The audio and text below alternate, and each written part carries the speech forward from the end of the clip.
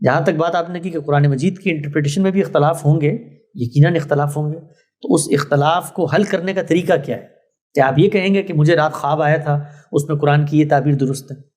یا آپ یہ کہیں گے کہ علماء کی اتنی بڑی تعداد اس بات کو بتا رہی ہے اس لیے درست ہے؟ زبان، الفاظ، جملے کی ساخت، تالیف کلام، نظم کلام، سیاق کلام، یہ فیصلہ کن ہوتی ہے، اور یہ صرف قرآن میں نہیں ہوتی۔ آپ غالب کا کوئی شعر پڑھیں میرے سامنے، یہاں 3 لوگ 4 تشریحات کریں گے، میں چاروں سے وہی مطالبہ کروں گا کہ ذرا الفاظ سے کوالیفائی کر کے بتا دیں۔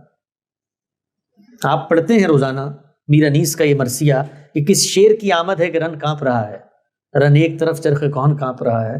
تو اب شیر سے کیا مراد ہے؟ شیر میں اختلاف تو ہو جائے گا، کوئی کہے گا بھی شیر سے مراد حقیقی شیر ہے، کوئی کہے گا نہیں شیر سے مراد سیدنا حسین مجازی استعمال ہے۔ کیسے فیصلہ ہوگا؟ کلام فیصلہ کرے گا۔